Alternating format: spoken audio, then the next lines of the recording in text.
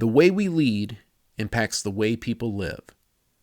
This world needs truly human leadership. Our anxiety is kind of always turned up more than it needs to be, and our creativity is thus turned down. So if we can find ways to make our employees more free and less anxious, and there's lots of different avenues for that, we can create more innovation and creativity and flourishing. And so there is a business case for this stuff too. I don't like starting with that because it's not the most important thing, but there is a business case for this way of leading. I'm Brent Stewart, your host. Thanks for listening. This podcast is an outreach of Barry-Wehmiller.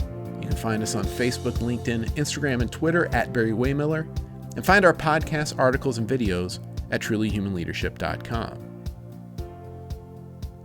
At almost every level of education, we at Barry-Wehmiller have seen broad acceptance of the need of our message of truly human leadership. The skills encouraged to be a caring leader are not necessarily things with which we're born. They can, though, be taught and learned. And we want to help the generations of tomorrow become leaders who care, not managers who manage. And we've been working diligently to bring our message to educational institutions. Right now, 2 case studies about our approach to leadership have been written, and one of which, written by Professor Jan Rivkin at Harvard Business School, is being used in more than 70 schools and is available in 3 languages. It's being taught at places like Yale, USC, Washington University, St. Louis, Western University in Canada, Northumbria University in England, the University of Texas, San Antonio, and many, many more. We've introduced our leadership model to students and faculty at St. Norbert College in Wisconsin, Cal State Northridge, and for many years our CEO, Bob Chapman, has been a guest lecturer at the Olin School of Business at Washington University here in St. Louis. We've also recently been working with some educators at Fordham University, and you'll be hearing more about those efforts soon. But on this episode of the podcast, we want to share a conversation about the future of business education with 2 people intimately involved with trying to bring truly human leadership into the conversation. One of which is Brian Wellinghoff. He's our Director of Strategy, Improvement, and Culture here at Barry-Wehmiller. He's been running point on this for our organization. And the other is with Sophia Town.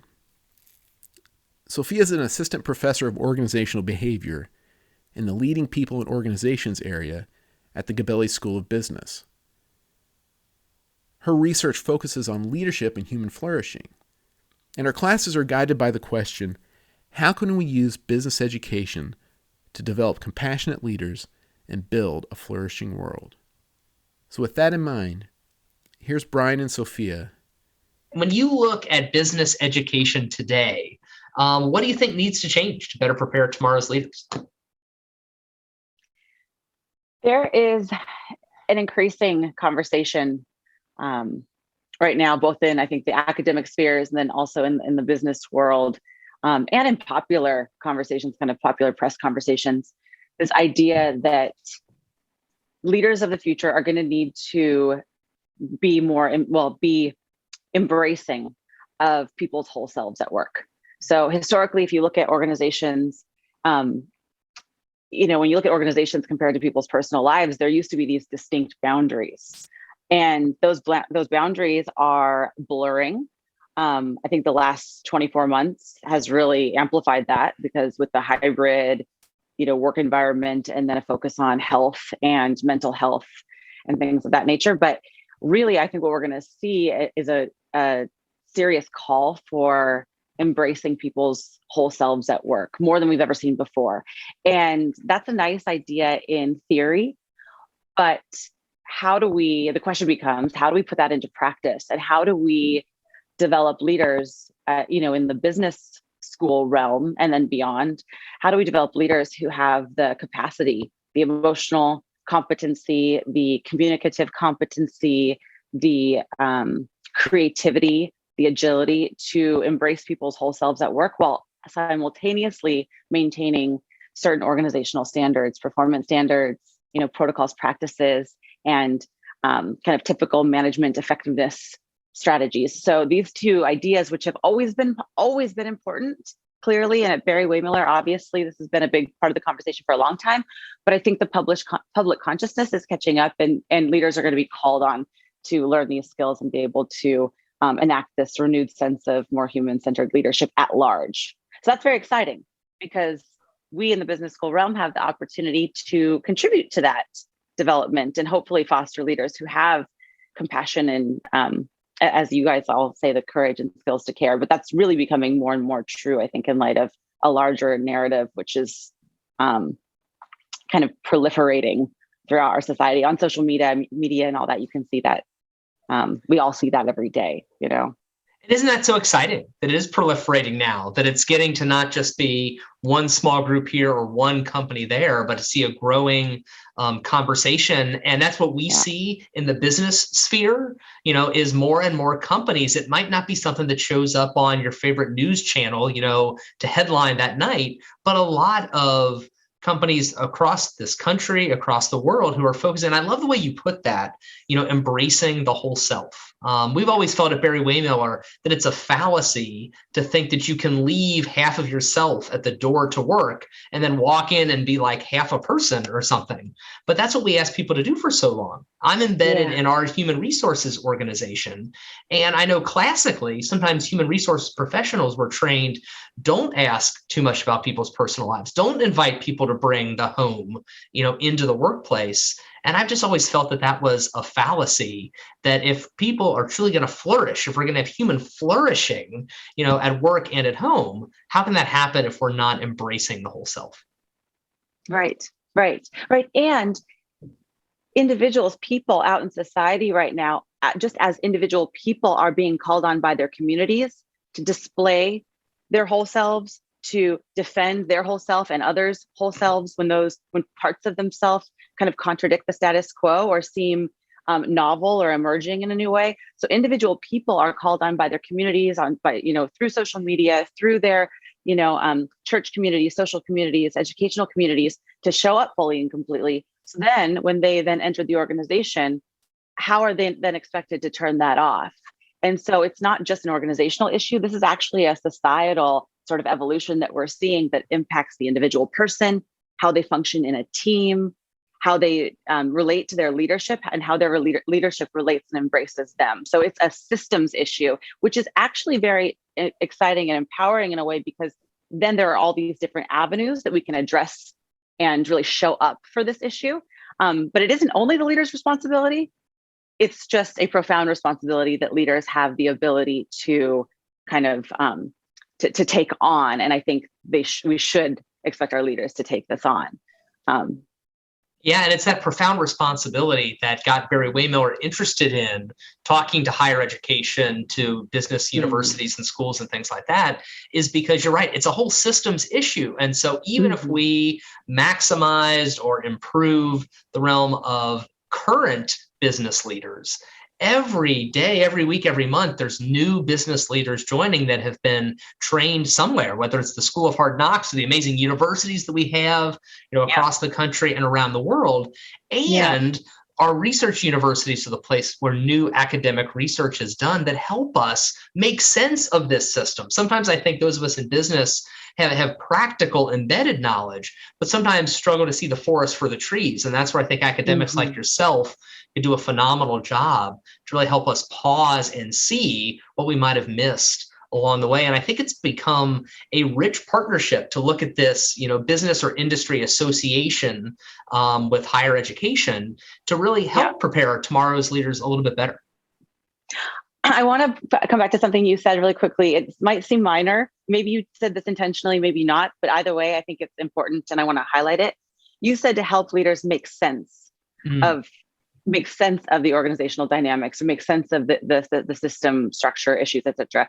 That is really important, because what that term makes sense highlights, and it's very true and accurate, is that there isn't one way to perceive and process information, such as, what's going on in your organization. There isn't one way. And I've spoken about this before. It's something I think is really important. We have been, as a society, but definitely in the business realm and definitely in the business education realm, and thus in the, organizational realm, we have been sort of indoctrinated by this historical prioritization of rationality and linear thinking and problem solving. And so we tend to see things through that lens. And I was speaking to a CEO. I interview CEOs and executives at organizations kind of all over the US for part of my research. And I was interviewing one of these leaders, and he was self-proclaimed mindfulness practitioner. And so he like meditated regularly and tried to infuse some of that into his leadership. And he said, we are just obsessed with spreadsheets. He said spreadsheets are kind of the death of good leadership because they make you make sense of, data, whatever's going on in your organization, goals, performance metrics, health metrics, HR stuff, whatever. They kind of put this lens of rationality and linear thinking and problem solving. And if that's how leaders are coming to all of their organizational questions, they're going to have a very specific type of answer. Where if we can make sense of our organizations in maybe more counterintuitive ways, drawing on our emotional intelligence, drawing on even kind of maybe more our various wisdom traditions, I guess, not just this rational thinking, we see things in new ways, and we do have more creative, innovative insights and outcomes that can emerge. So that is it's an important framing to actually point out how we actually process what's going on, Yeah, and I love the organic nature of this conversation, because what you just gave me in this very moment was that reflection of a great academic to business. I love spreadsheets. I will say to anybody who's listening to this podcast, I love a good spreadsheet. And for those who may not know me, I do a lot of facilitation of continuous improvement events, strategic planning sessions, but also some brainstorming and innovative sessions. And I can tell you firsthand that utilizing Excel as a tool to do brainstorming cuts off the creativity of the group explicitly. It's an amazing way to capture the notes afterwards. It's an amazing recording tool. To your point, it's an amazing tool to make sense of what has been thought of. But it really doesn't help us get creative. We need mind mapping and other different doodles and drawings and the written hand and all those kind of things to come together. And so that's why we use sticky notes. We're using more graphics, charts, drawing, because it accesses different parts of the brain. And I think you're so right. I think the current paradigm, and maybe you could speak to this as well, the current paradigm in business education is very Excel based, for lack of a better term. It's about drawing boxes around things, creating specific skills to have a rational, linear approach. And I think more and more the challenges of business are not always rational, and they're not always linear. Right. Absolutely. Yes. We need a holistic framework. We need a constellation of different ways of seeing and responding to our organizational lives, because they're complicated and complex. It's the law of requisite variety. We need to come to a problem with as much, at least, complexity as the problem itself contains, right, in order to solve it effectively. So how can we introduce other ways of knowing, other ways of leading, other ways of showing up in our organization? I think that's also a huge question that we need to ask when we think about how leadership is going to evolve into the future. Yeah. So we talked a little about the dynamics kind of in industry, in business. What are you seeing about the dynamics in higher education in business right now? Is there more openness to these types of thought? Is there research? Is there dialogue? Maybe groups that you're a part of that are drawing that together? Absolutely. Yes, we are small, but we are mighty. I am inspired by the paradigm shift that is unfolding in business education. It's not it's not the mainstream, but it's definitely growing and gaining traction. So at Fordham, I'm at a Jesuit university, which I'm very grateful for, because my school is very welcoming of research, scholarship, and teaching that is grounded in things such as mindfulness, emotional intelligence, empathic leadership, humanistic leadership, things like that, right? Truly human leadership.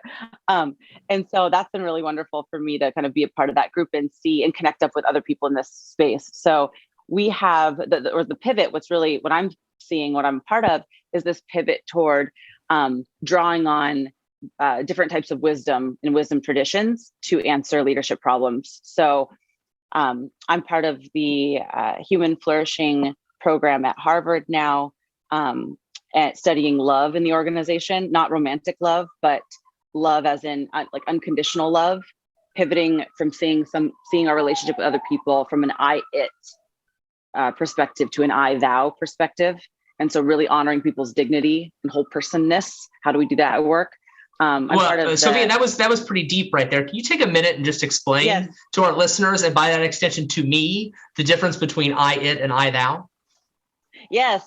So typically, and this might make you uncomfortable, when I learned this, I was personally disturbed because I realized that I have work to be done here, that I had this kind of uncomfortable moment of self-awareness personally, which is key to learning, right? Being able to have self-awareness. But so we tend to move throughout our day, interacting with other people, particularly people we don't know well, but other people in general, from an I-it perspective. And if you're interested in this, you can read Martin Buber's work on this concept. But basically, when we approach people from an I-it perspective, we treat other people as a role or a function. Got it. And when we approach them from the perspective of I-thou, then we are honoring the inherent dignity and humanness of that person. And it's just a little mental shift. And where I noticed this came up for me is not necessarily people I work with, colleagues. I think I try to show up fully with those folks. But if you ever have like someone on the phone, you have to call your refrigerator company because the refrigerator broke, and you're talking to a customer service person. Sometimes we can forget that there's a whole complete human being on the other side of that phone. And, we might treat them like they're a customer service role, right? And so it's really just stopping, pausing. That's where mindfulness comes in, long enough to recognize that this is a whole person with their own lives, families, histories, anxieties, hopes, goals, dreams for the future. So if we can focus on that, just that little tiny shift, that can create a lot of beautiful outcomes in the organization. People feel more seen, heard, they feel like they belong. So there's higher morale, there's lower burnout, and thus turnover, which is very expensive. So it's got organizational and personal implications to treat other people as the human beings that they are.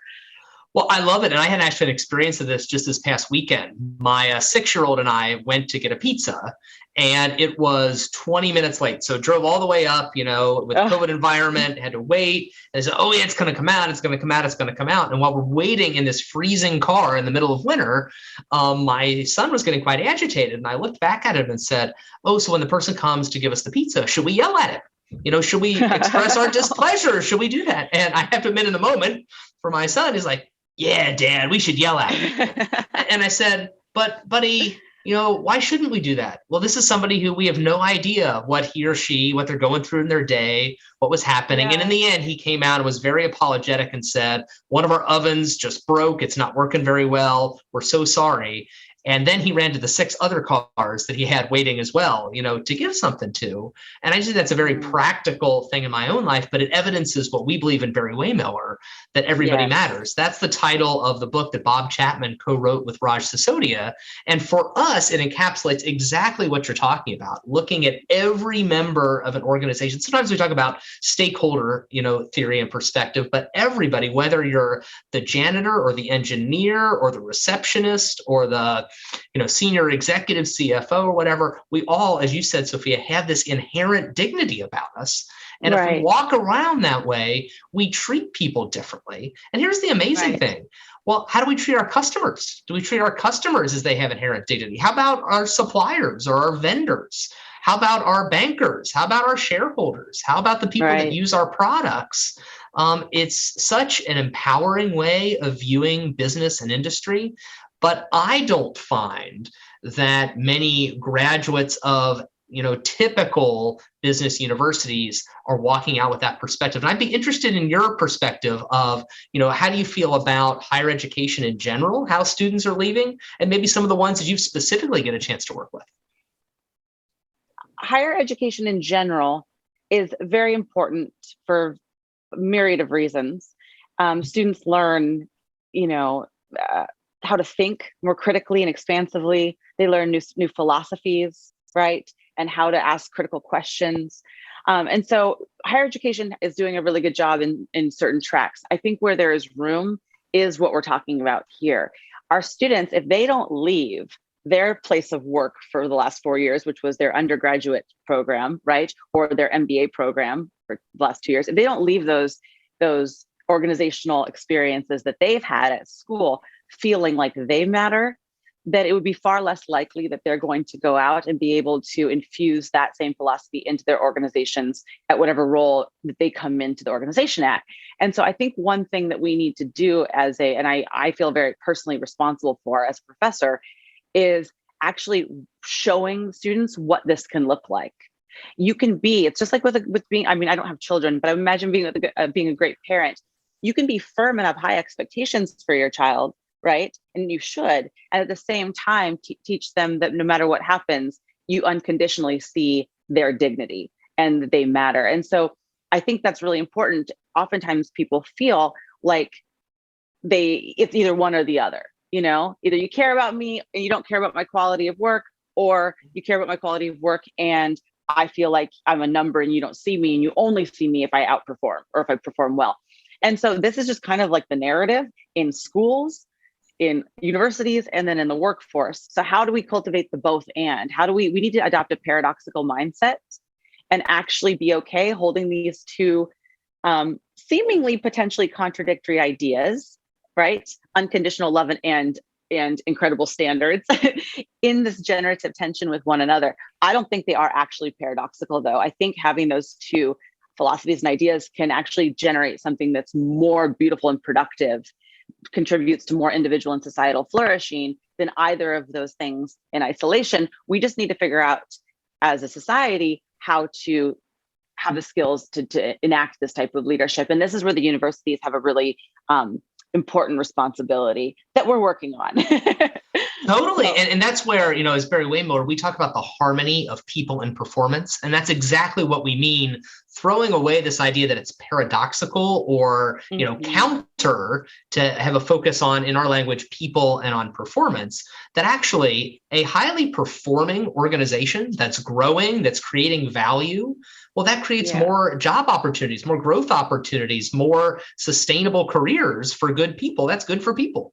And when people are engaged, inspired, offering all their gifts and talents at work, almost always the organization performs more highly. And I'm not as up on probably some of the research as you are, but everywhere from Raj Sisodia's work to others to Good to Great, it shows that highly engaged organizations that provide great customer relationships outperform, other, organizations out there. And what I find is I feel like this research is not new. This perspective is not new. And yet it still is not common, or at least is not the pervasive narrative in industry itself, and perhaps in our business schools as well, which was why it was really an honor to get invited to speak to your executive MBA class just a little bit. And so I want to compliment you for just a second. This was a class on personal leadership development, and maybe you can give more context about the students and how that fit into their learning. But 3 full days of what I would call intensive reflection and practice of critical skills on values, on communication, and on, I think, reestablishing what that perception of leadership even is. Thank you. Thank you so much. And thank you for joining us. That was such a pleasure and a treat. It was a lot of fun. It was great to see. It was great to see executives that, to me, and correct me if I'm wrong, who really engaged in the topic. They would rather have been talking about that than going into spreadsheets somewhere, which they were more than capable of doing, but they were engaged. Absolutely. Absolutely. And here's why. Okay, here's why. This is one thing that universities and businesses, but universities in particular, are really well equipped to do if we have the right training, even at the professor level, to do this. These leaders, these are executive MBA students who are high-level students out there in their field. They had their own expertise, their histories, they're incredibly bright, go-getters, right? High achievers.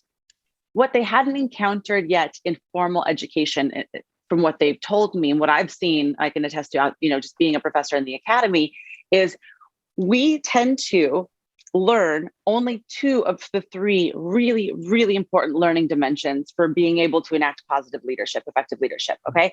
In organizational contexts, in universities, students learn about the knowing of leadership, they know about the doing of leadership, but they don't learn about the being of leadership. And here's how these things differ, okay? Knowing about is knowing about leadership frameworks, leadership theories. For example, to know about emotional intelligence and emotionally intelligent leadership would mean that I know the 5 components of emotional intelligence and I could tell them to you. I could answer the question on the test, right? That doesn't do me any good when it comes to actually enacting emotionally intelligent leadership when I'm called on to act in the middle of a leadership crisis. I'm not going to be able to draw on that knowing, that knowledge, and put it into practice. It's too far removed.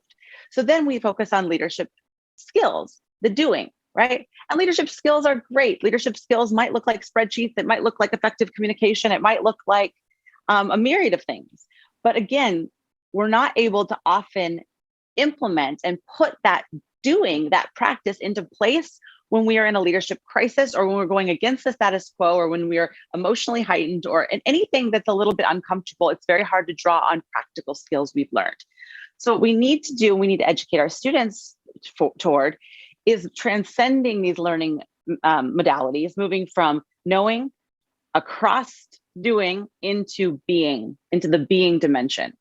That's the big question. How do we activate the being dimension of learning when it comes to effective leadership? I'll be honest with you, it's a very challenging question to answer. It's not easy, but the cool thing, it is completely possible.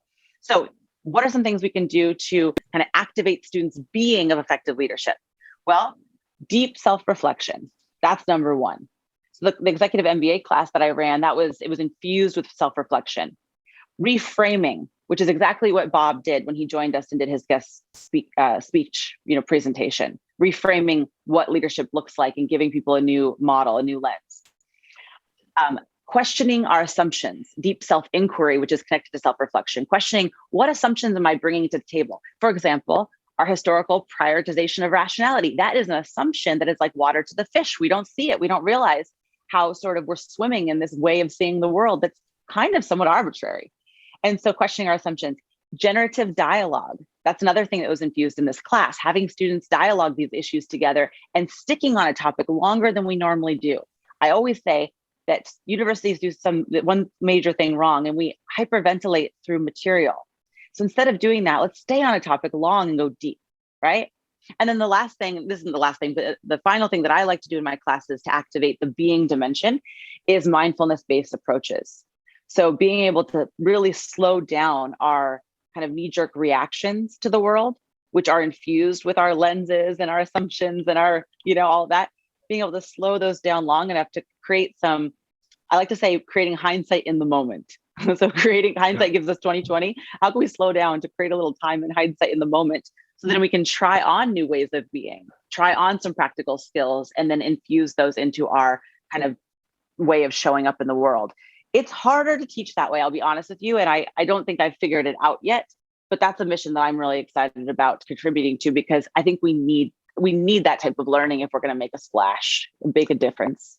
I absolutely couldn't agree more. And that's what's exciting, is there is a mission building of academics and people in industry coming together. What's so exciting from a Barry-Wehmiller perspective is that it was 16 years ago now that Barry-Wehmiller looked to embed its culture more fully. We talk about measuring success. By the way, we touch the lives of people.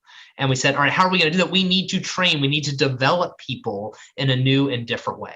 And the first thing we did is we said that we need to look at what people know, what they do, and who they are, what the being is. And so we actually filled a whole wall of sticky notes and ideas. We didn't put it in a spreadsheet. We filled a whole wall creatively of what would come from that. We asked our best leaders in the organization at the time. And that's how we architected some practical, tested approaches to doing this. And that's why it's so great to now be collaborating with serious academics like yourself, who can bring in the theory, the research, the other elements that come together. And just as you said, self-reflection. In all of our classes, there's got to be time to pause, to reflect, to look at those things. Reframing. Almost everything is presenting a challenging dilemma or something at the front that focuses us to identify the frame in the first place. And then inquiry. All right, let's ask good questions. That's one of the most powerful skills as a leader. And then dialogue. When you said, really resting with something for a while, if there's something the facilitators inside Barry-Wehmiller University do really well, it's rest in a conversation, sometimes to the point of frustration even from the participants, but it's a creative tension. It's not not a negative frustration. It's a creative tension. As you alluded to, I find in our modern world today, boy, I can flip through 50 different things in Facebook, in like 10 seconds. I can stay on one channel for 1 minute before I go to another channel or something like that. For us as human beings, I think to conceptualize something, sometimes we need to stay with it for a little while. And that's the exciting part. So as we look at engaging with you and some of the other amazing people at Fordham specifically, it's been such an honor to, bring industry and academic approaches together and to see, what it does and the people that it impacts. And what I love is there are thousands and thousands, millions of business school students around the world right now who could benefit from this type of thinking. And I think we're seeing the collaboration, the coming together of people, not just from Fordham, but from a whole host of Jesuit universities, universities connected with the United Nations initiatives, other university groups that I believe you and I are part of, humbly part of, bringing people together so we can make a large difference in the world. And so when you look out and you think about what you would like business education to be like 5 or 10 years from now, what are some things that you hope will be true as we look to develop tomorrow's leaders? I hope that 10 years from now, I hope that business education will contribute to more connection, wisdom, and flourishing in the world. Mm-hmm. And what that would look like for me is that by connection, I mean when people leave the university and go into the organizations that they will spend time with, maybe a whole life, maybe a short period of time, that they feel like they are seen, heard, and belong in whatever way they want to be seen, heard, and belong, Mm-hmm. I hope that business education will give people the skills to do that and reframe business so that that's possible. I hope that business education will contribute to wisdom. Wisdom to me is the ability to act skillfully or don't act at all, if that's the most skillfully, based on the context. So knowing what is the most skillful action or inaction here for not only myself, but the larger good, for the collective in any context. So it's fluid and dynamic. There's not a prescription for wisdom, but it's really this sort of felt and integrated kind of way of knowing and behaving in the world. So I hope business education will set people up and our society up for that. And then I also hope, probably above and everything else, that business education will contribute to social flourishing. And by flourishing, I mean that people, individuals, groups, and collectives feel like they are personally connected to a larger purpose, and that their actions are meaningful, and that the actions of others are also meaningful in relation to them. So it's this, I don't think connection, wisdom, and flourishing can be untangled from each other. They're braided together.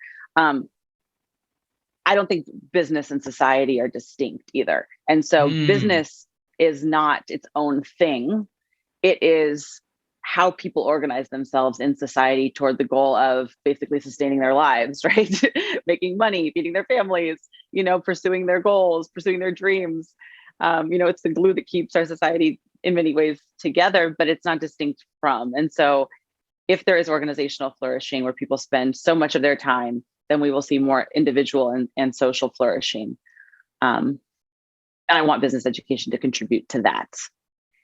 Yeah. And I mean, from my outsider's perspective, I could say that I think it already is in places. And the opportunity is to just bring those pockets of different people, different thought together and expand, in call it a movement, call it a connection, call it a, program, whatever you want to call it, giving people the opportunity to learn from each other and share these ideas so that we can empower tomorrow's leaders. I truly do believe that most of the leaders of tomorrow, whether in for-profit organizations and publicly traded businesses, or whether in nonprofits or even school leadership or other places, that they often have had some form of business education at some point in their life.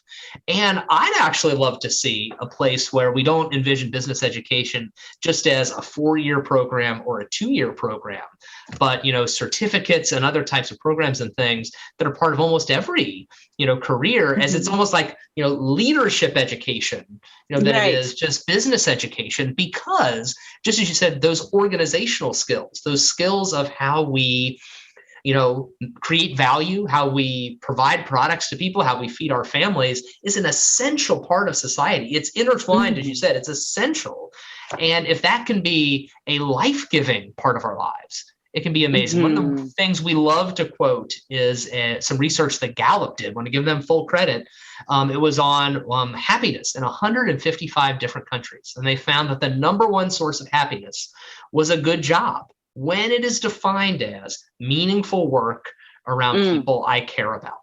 Wouldn't we all love to have that? And you were alluding to me in another conversation, hey, it doesn't feel like a Monday, right? If I've got meaningful work around people I care about, it doesn't matter, Sunday, Monday, Saturday, Friday, whatever it might be, because it's meaningful work, it's meaningful use of our skills and who we are around people I care about. That's what I hope for on Monday morning. That's what I hope for on Sunday morning. That's what I hope for on Friday night. And I think that business education is part of the system that can help enhance that. Yes. And when people feel free, when they feel like they belong, when they feel like they are not worried about whether they have job security or if they're being paid enough or if their idea is going to be acknowledged in the meeting, like any of these things, when we don't have that kind of extra emotional and mental labor that is dealing with, even at kind of an under the surface level, our workplace anxieties, our workplace concerns, we are more creative beings. Research has shown that anxiety narrows our scope of consciousness, our scope of awareness, and makes us very myopic. And even on a physiological level, this makes sense, right? Because think about 100,000 years ago, cave person times, we're getting chased by some scary animal. We go into fight, flight, or freeze. Everything else kind of shuts down or takes a back seat so that we can get out of the way, right? Well, the problem is that our bodies, our physiology is still working that way today, even though we're not oftentimes chased by scary animals. We're chased by scary emails and deadlines and things like that. But the problem is that when we're living in this sort of reactive fear-based mode, which is kind of oftentimes a function of organizational culture, not only the leader's fault, but the leader has the power to shape it and author it. But when we're behaving and operating in that space, our anxiety is kind of always turned up more than it needs to be. And our creativity is thus turned down. And so if we can find ways to make our employees more free and less anxious, and there's lots of different avenues for that, we can create more innovation and creativity and flourishing. And so there is a business case for this stuff too. I don't like starting with that because it's not the most important thing, but there is a business case for this way of leading. Well, definitely. I mean, so much research has shown engaged associates provide better customer service, they lead to better outcomes, they come up with more creative ideas. And for anybody listening right now who's wondering, what are some of those pathways, to flip the script and to go from anxiety to flourishing? I'll offer just one in our Barry-Wehmiller experience, and that's making time to recognize other people. It can be so simple, but the chance to say, not just thank you, but to offer your feelings about the matter. How someone has impacted your perspective, your workday, whatever that might be. We found this to be incredibly powerful. And it goes back to the physiology, Sophia. You talked about the physiology of anxiety. Well, it's also, there are brain chemicals, serotonin among them, that when we receive recognition, there's a little burst of that serotonin in our brains that helps us feel positive and also connected to the larger whole of society that we're in. But if you've heard, as I know you have, and many of our listeners probably have, is it's better to give than to receive. The awesome part is also the person who gives the recognition gets a shot of serotonin as well. And so we find that recognition needs to be one of the most abundant resources that a leader feels that there is, because it takes very little time. It does not require an expensive gift.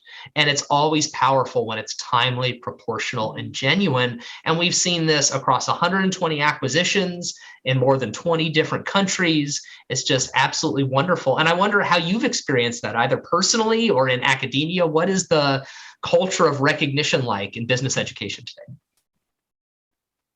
Oh, I think it varies, but just personally, anecdotally, when someone delivers an authentic, personal piece of recognition, praise, or a compliment, and you know that it's genuine, because people can sniff out the difference very easily. Oh, they can. Based on lots of things, mirror neurons and a lot of other things.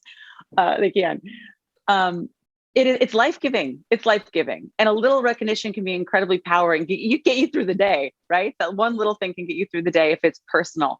Another thing, I won't speak to the culture of recognition in the academy, because I don't think I have enough expertise about the entire academy to really comment on it.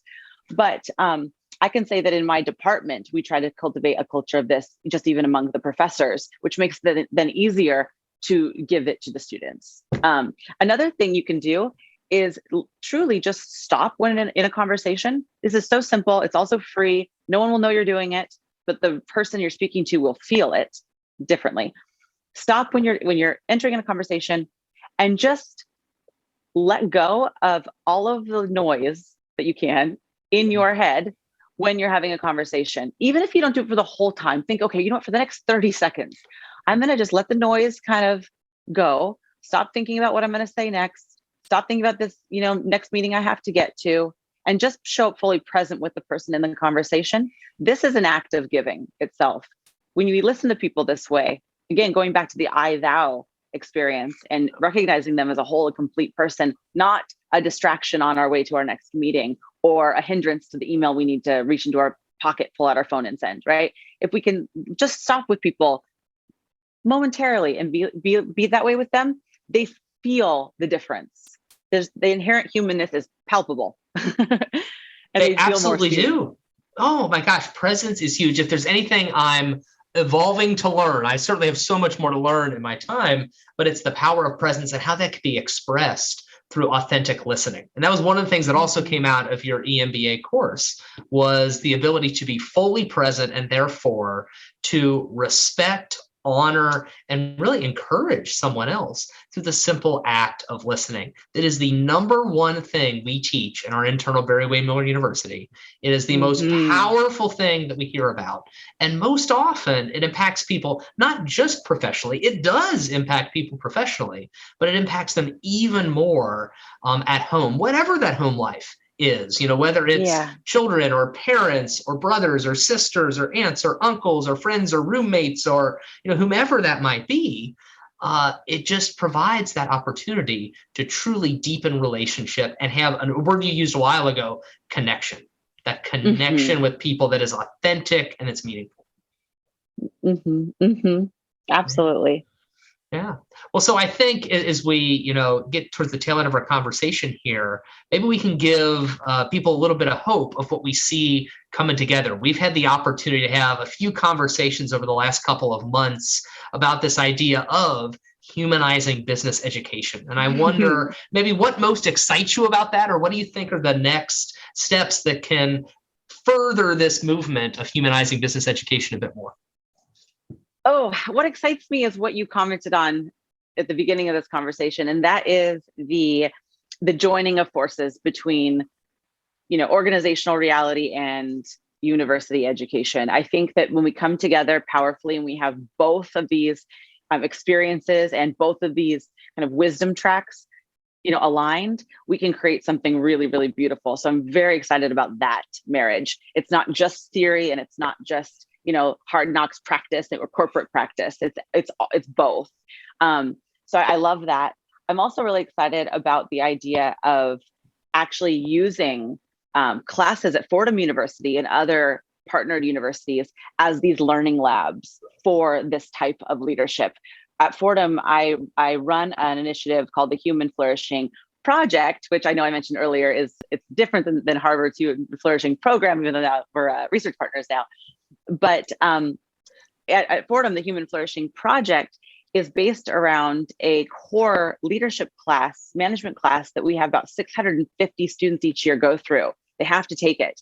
And it used to be designed just kind of in your traditional management fashion with all the normal management topics, organizational behavior topics. And now we're using it to teach a humanized approach to management and leadership.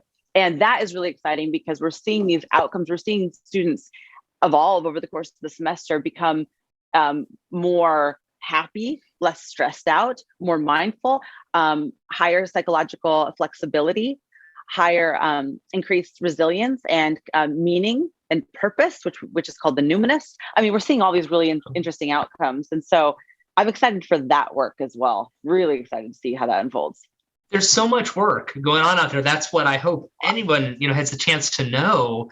And there's so many connections, and there's such humility, I think, and generosity amongst the people I find in this space. Humility that there's so much more to learn. Generosity to not say, no, that's my area of research, stay out.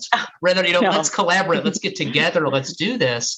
And one of the things that really excites me too is the willingness of professors, as all of us should be, as I am, in business today, to really look to continue to develop ourselves. And so I had a chance to work with 20 professors from Fordham just before the new year who were looking to learn more about, all right, how do we show up in that element of being in our classes? And we talked about listening and empathy and feedback and a few of the themes that we talked about today.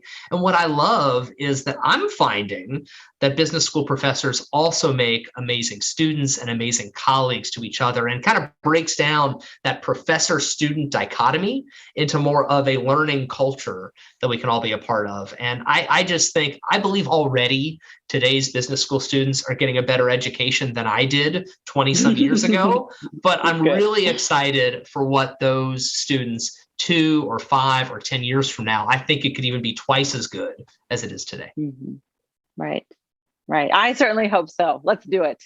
Let's do it. And we are. Let's do it. And anybody that wants to come along and join, I think the collaborative opportunities are endless. Yes. And one other thing I'll say, and this is just kind of a side note, but as a professor, I think this is important. And as a leader of an organization, I think this is important. If we really want to walk the talk, we have to be okay being fallible human beings ourselves. Oh, yeah. And here's one way that can look. Okay, it can look a lot of ways, but one way that can look, and I encourage everybody who listens to this podcast to do this at least once today. Okay, so I'm giving you a homework assignment. When you find yourself out in the world, either in your business life or your professional life, and maybe you have said something, you've put into words, you've communicated it in a way that doesn't align with this new reality we're trying to create. Okay, so it doesn't matter what it is, but say you say something and you realize that what the metaphor you used, or the term you used, or the story you gave, really kind of continues the past narrative, right? What I encourage everyone to do is to stop, to pause, and to actually, in their language, say what they just said differently in a way that aligns more with their values, and do that out loud vocally, because that gives other people who are around them the opportunity and permission to change their ways of speaking, to change their narratives, to change their language. I'll give you a tiny example that I do in my classes. Sometimes I say things that I don't mean to say because maybe it's just kind of habituated. Like, for example, I'll say, hey guys, because I'm used to saying, hey guys, because that was okay to say 10 years ago, 20 years ago. It's not okay to say anymore. It's not inclusive of everyone's experience, right? And so in my class, if I say, hey guys, how's everyone doing? And I catch myself, I will stop and I'll go back and I'll say, oh, I said, hey guys, I meant to say, hi everybody, hi everyone. And I'll speak that awareness out loud. And that's something that's called discursive consciousness. It's a really powerful tool for your own development, but also for role modeling what it can look like to practice new ways of being, that we don't have to get it right every time. We just have to be on this path of evolution. And so I encourage everyone to do that at least once today, if you'll take me on that. And the power of it is huge, particularly if you're a formal leader, a professor, someone in an authority position. If you do that first, it invites others to do the same. I think that's what you're saying, Sophia, and I just want to echo that. When we, in whatever perceived authority position we might be in, allow that discursive moment, that chance to correct, to offer fallibility, it is absolutely huge. And maybe the one thing I'll add is we find in our Barry-Wehmiller experience, and that works just as well at business, in business education, as it does at home with a roommate, with a parent, with a friend, to invite new language into those relationships as well. Because when we try something new for the first time, we try in this new, more humanistic, version of leadership, we're going to blunder sometimes. We're not going to get it right every time. And so what we don't want is to remain kind of stuck to the status quo because it's familiar and it's what we know how to do. We need to have the courage to try on new ways of being and behaving. And so something as simple as this just kind of gives us that practice, which then increases our self-efficacy, and that gives us more courage. And so thus the evolution continues. Ooh, what a great word to end on, courage. That it gives us more courage to do things differently. And so that's what I'm going to take away from this dialogue, that I hope our listeners will as well, is let's have the courage to act a little bit differently tomorrow than today. We can create a world that works for 100% of humanity through engaging business education and engaging the society at large. Thanks for listening to this conversation about the future of business leadership in education, or leadership in business education. You can find more from us on Facebook, LinkedIn, Instagram, and Twitter at Barry-Wehmiller. You can find our podcast articles and videos at trulyhumanleadership.com. There's going to be a lot more to come in this area, so stay tuned. And thanks a lot to Brian and Sophia for their insightful conversation. I'm Brent Stewart. Thanks for listening.